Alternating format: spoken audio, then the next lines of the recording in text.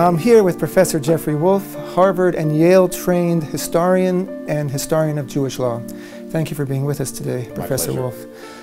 Professor Woolf, in light of the Islamic temple denial, which has become so prominent in the past few years, and in light of the fact that some rabbis hold that there's no halakhic basis for Jewish presence on the Temple Mount, could you give us a 2,000-year synopsis of the actual connection between the Jewish people and the Temple Mount since the destruction of the Holy Temple?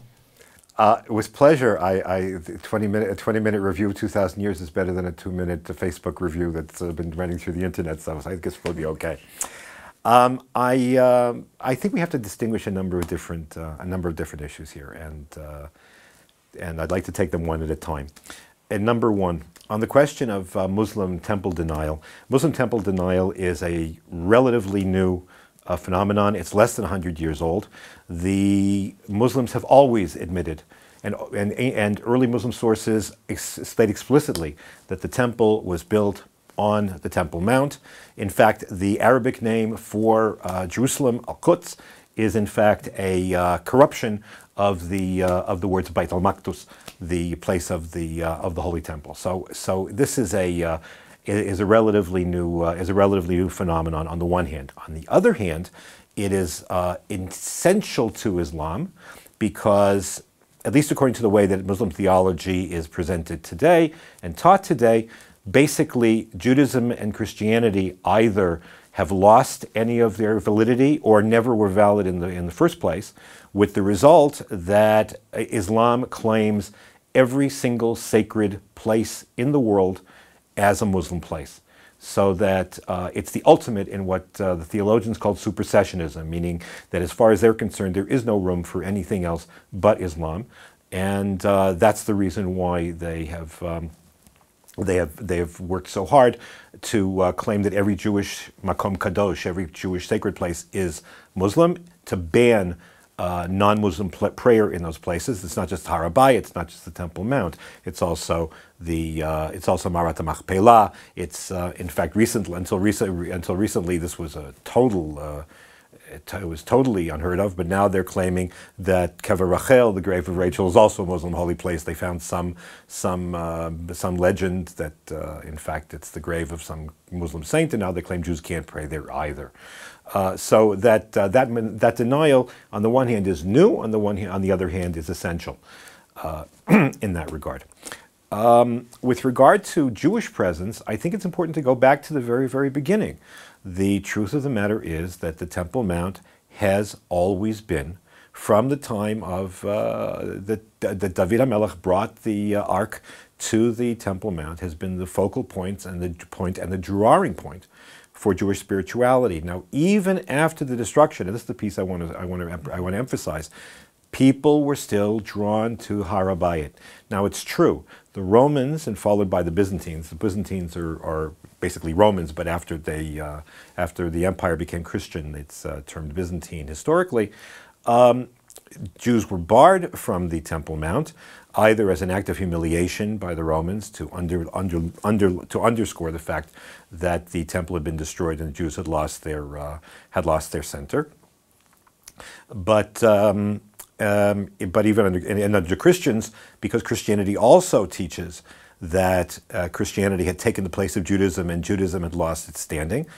Jews were frequently barred, but as often as they could get there, they went. So under Roman rule, not infrequently they were allowed to go on Har HaBayit on Tisha B'Av to bewail the destruction of the temple. Under Christianity, sometimes they were allowed there, but even when they couldn't, there are tremendously moving descriptions about how Jews would gather on the Mount of Olives, on Hoshana Rabbah, and they would recreate the 7 circuits with lulav and esrog on the Mount of Olives, so that at least they could see Har HaBayit while they were there. That was the kind of pull that the Mount had on them. In addition, and this is something people don't really acknowledge enough because there's too much specialization in terms of education, in terms of academics. If you look at the wall paintings of every single ancient synagogue built from the time before the destruction of the temple until the Middle Ages, you find that all of them are decorated with temple imagery. The ark especially is portrayed as the ark as sort of flying in the middle of the mikdash, of the temple complex itself, surrounded by temple appurtenances and accessories. And the sense is, in fact, a friend of mine who's a distinguished art historian told me the idea is you walk into shul and you're not in shul. You're not just in the synagogue. You're in the temple. So you're enveloped in a temple experience. And it's interesting that this is not just true of synagogues that were built in the Middle East. It's true of synagogues that were built outside of Eretz Yisrael. I'll give you two examples geographically distinct. One is Dura Europus, which is on the Syrian border with Iraq today, and the other one is in Italy, where you have the exact same type of setup.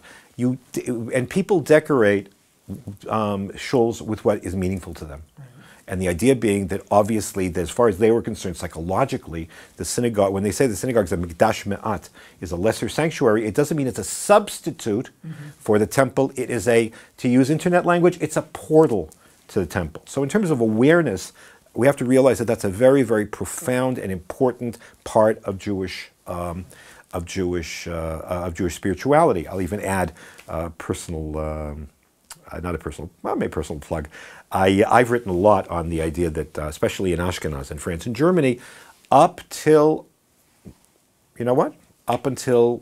modern times, the synagogue was defined as literally the embodiment of the temple, to the extent that people were bowing, doing all kinds of things in the synagogue, because the temple is what draws you. And it didn't mean you want to decentralize. It meant that we have to hold on to our relationship to the Beit HaMikdash.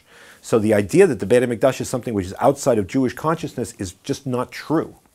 It's absolutely not true.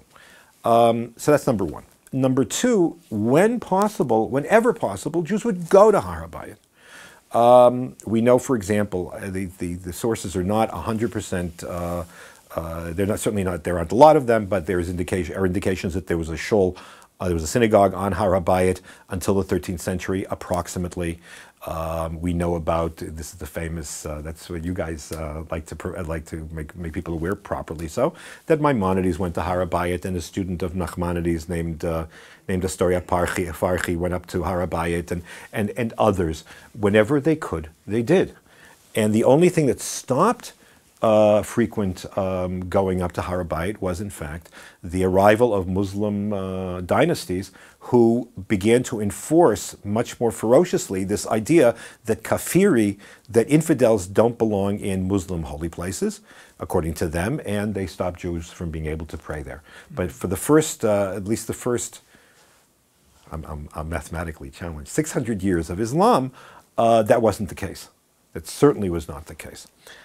And indeed, there was no, and people not going to Har HaBayit was not a halachic issue. On the contrary, as is well known, there is a significant difference of opinion between Maimonides and Rabbi Abraham ben David of Poskir, the Ravid, as to whether there's any need for purification before you go onto the Temple Mount, even to the area of the temple itself. Never mind the extensions, which likely weren't ever sanctified in the first place, where anybody could ostensibly go. So, in terms of that, there's certainly every historical reason for now that we have a very clear idea. Let's do this carefully. Since we have a very clear idea of what isn't the area of the temple where you would need to be purified of tumat met, of death impurity. There's no reason not to.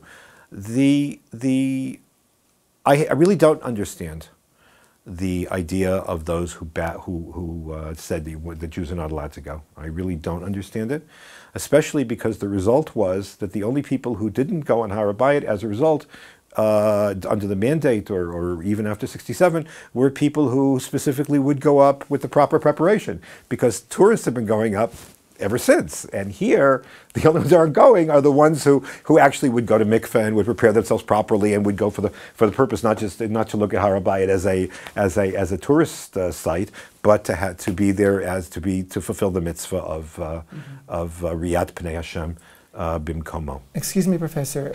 At what point, if it was agreed by the rabbis through many centuries that it was perfectly acceptable and proper to go up to the Temple Mount, at what point did rabbis start saying it's forbidden? It's hard to know. We know that in the 19th and 20th century, you begin to get this kind of reticence. It's difficult to understand. Is there any reasoning that can be understood as behind that? Yeah, there's fear. Look, going on Har HaBayit is. So I'll tell you a story.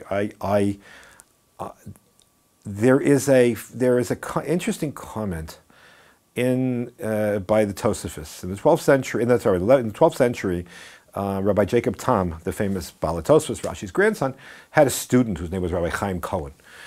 And Chaim Cohen said that you're not allowed to make Aliyah. This is the context of moving to Israel, because there's so many mitzvahs and it's so difficult, and you'll make mistakes and you'll do averot, and you better not. There is this sort of like better not attitude of why start, and we'll wait for the Messiah, we'll wait for this, we'll wait for that. Interestingly, he was a minority. Or at least he does not represent the regnant thinking among the Tosafos, because much of his contemporaries, 300 of them according to legend, made Aliyah 1211, despite the fact that he says, oh, you shouldn't go, and so on and so forth. But there is this sense of reticence, and I understand it, that people go of saying, if you make a mistake, the ramifications are really serious. If you go in the wrong place, you will be chayav karet. Whatever karet means, what it means you'll die early, you won't have children, whatever it is, not good, it's not. Right. So the idea is that there is, and so number one, there is the severity of the issue. Number two, there is this idea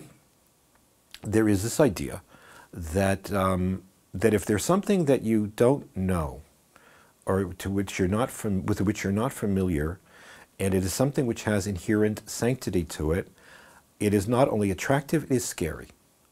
Mm-hmm. And I think that that's what comes to expression in Rabbi Chaim Cohen's statement. Eretz Yisrael at that point was not a living. It was not a living reality for him. I mean, it was sort of a theoretical reality, but it wasn't something which you live a daily life with, and it became so rarefied and so idealized that I can't.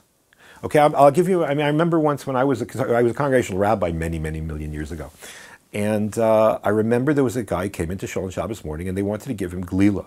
They wanted him to tie up the Torah, and he wouldn't do it. He said, "Oh, sure, we'll show you how to do it." In fact, that's when I already had scotch, and you didn't have to tie anything. It wasn't a big deal. No, he says, "I'm not worthy," he said, "to touch the Torah." Mm. Now that's a phenomenon. That's a phenomenon of the sacred. Anthropologists call this the phenomenon of the sacred as a source of danger, because if you're not worthy, then you may die. Not unlike the story of the bringing the ark by David up to Jerusalem. You do it the wrong way, you pay a very serious price. So I think that the fact that it became so attenuated, our relationship became so weakened. So as a result, we attributed so much sanctity, and we're so concerned with making a mistake that we actually, I hate to say it this way, we almost diabolized it. Said, "Oh, you can't touch, you can't go near." Once we become close and realize you can come close to Kedusha, and you can come over, you can walk right up to the wall, but not any further. Then it changes its entire essence, the way you identify with it. And I'm sure that was part of the process. At what point, historically, we sort of live under a self-imposed mythology that the Western Wall is something very holy and sacred, and that's, since the destruction, you just obviously disproved that, but since the destruction, that's as close as we get. At what point did that mythology become prevalent? Look, there are indications that people prayed at different places. There are indications, for example, that originally Jews prayed at the Eastern Wall, which, by the way, makes more sense, because according to some legends, the Mashiach will come through, break through Shah HaRachamim, the gates of mercy, and whatever. So the reason why the Arabs, so it's an interesting point, the Arabs closed that gate to prevent the Mashiach from coming. In fact, there is one, I haven't run this down, but there are, a friend of mine, a colleague of mine told me that the reason why there's a Muslim cemetery there is because they thought that that somebody thought that the Messiah will be a Kohen. And the Messiah won't be able to walk through the cemetery. I mean, I'll give them credit. I assume it's because he got confused between Elijah, who is a Kohen, and the Messiah, who's not. But the point is that was a place of prayer, and then this thing sort of moved over, and eventually they came to the Kotel. But just as a sign, by the way, of the attenuation of how people didn't understand. They felt so alienated because the Muslims wouldn't let them on the mountain or whatever the case might be. Things became so attenuated that there was a confusion as to what the Kotel was. You've got this funny situation, you've got this funny belief that you're not allowed to touch the Kotel, you're not allowed to walk close to the Kotel. Why? Because the Kotel is the Kotel of the wall of the Beit HaMikdash. How do you know? Because there's the Medrash says Hinei Omer B'achar Kotlenu, that the Shechina is hovering behind the wall. This is the western wall. But the reference in the Medrash is to the western wall of the building of the Hechal, which apparently was not initially destroyed before the Christians first built a basilica on its site, and then the Arabs built the Dome of the Rock. Apparently somebody went to Jerusalem, wrote home and says, what is the status of the Kotel HaMa'aravi? Nobody knew the difference. They said, oh, this must be. They got the two Kotel Ma'aravis mixed up. And to this day, there are people who claim that it's the Kotel of the Beit HaMikdash, and they won't go near the Kotel as a result. But that shows you to what degree the lack of familiarity also influenced behavior. I'll add one other thing. This whole business with the Kotel is another example of this sort of conflicted, dishonest, it's dishonest, you can't help it. It's a dishonest attitude of the Muslim authorities vis-a-vis the Kotel or the Har HaBayit. On the one hand, Beit al-Maqdis, as I said, the Arabs, early Muslim sources all say that the Beit HaMikdash was built on Har HaBayit. On the other hand, you have the situation which today was just in the papers. The Palestinians are saying that the Kotel and the entire area in front of it has to belong to the Palestinian Authority. Why? Because the Mufti, Yimach Shemo V'Zichro, Haji Minal Husseini, in order to be able to make a stake and get the Jews away from the Kotel, had a dream in which he said that he saw that Muhammad came with his horse Al-Burak, and he tethered the horse in front of the Kotel before he went up to heaven, according to the Quran. And to this day, if you look at the pictures of the liberation of the Kotel, you see that there's a big street sign on the Kotel that says Al-Burak Square, named after the horse. What's the point? The point is, now this is a Muslim holy place. It was never a Jewish holy place. So the whole thing doesn't. So you have on the one hand, I know that I'm wrong. On the other hand, I'm going to assert supersessionism. The two go together, and it requires, and because of that. So our need to be able to go on Har HaBayit and to have a Jewish presence on Har HaBayit it's a multiple leveled need. It's an internal need on our part to restore our connections with the place which is kadosh, because the Kotel is not kadosh; it's a mikudash. It has been sanctified. Mm-hmm. It is not inherently kadosh. That's number one. Number two, as opposed to asserting historical truth that this is our place. Number three, and this is the irony, we have because the Navi says Ki beti beti pilai yikarei lechol ha'amim, that my house will be a home for all peoples. We have an opportunity here to be able to make a demonstration of what tolerance and living together can be, because there's no reason why there couldn't be a place for Jewish prayer in Har HaBayit at the same time as the Muslims would pray on Al-Aqsa.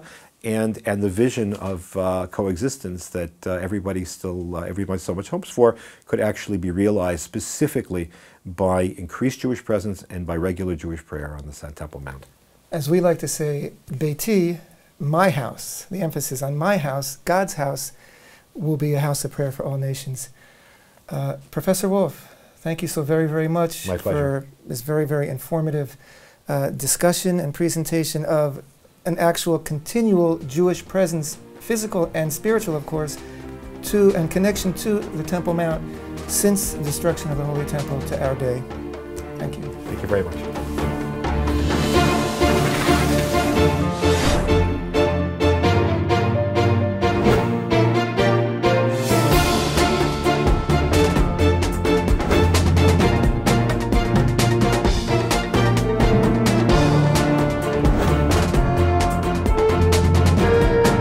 So our fascination with the Temple Mount is nothing new. No.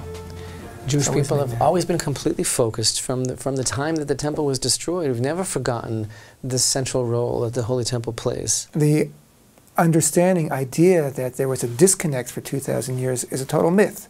Unfortunately, I think it's a self-perpetuating myth that we now have to overcome in order to move forward. But everything about the work of the Temple Institute is about overcoming that self-perpetuating myth and just breaking out of that mindset and reminding our people, of course that begins with the young generation, reminding us of the call throughout the ages of the rebuilding of the Holy Temple. And towards that end, the Temple Institute has really created a genre. And that genre is the concept of the purity, the innocence, and the commitment of the children of Israel, the little children of Israel. 2 years ago, we debuted our classic, The Children Are Ready, which has been seen by nearly 500,000 people. Last year, we continued with the theme of The Children Are Ready, with The Children Are Ready 2. Sequel, which was a very bold statement of the young generation of our children confronting the tired mindset of their parents on that most difficult of all days, the 9th day of Av, the day upon which we commemorate the destruction of the temple. Our children coming into the synagogue, looking at what's going on. Don't give it away, Rabbi. No spoilers here. No spoilers. Let's watch. The Children Are Ready 2.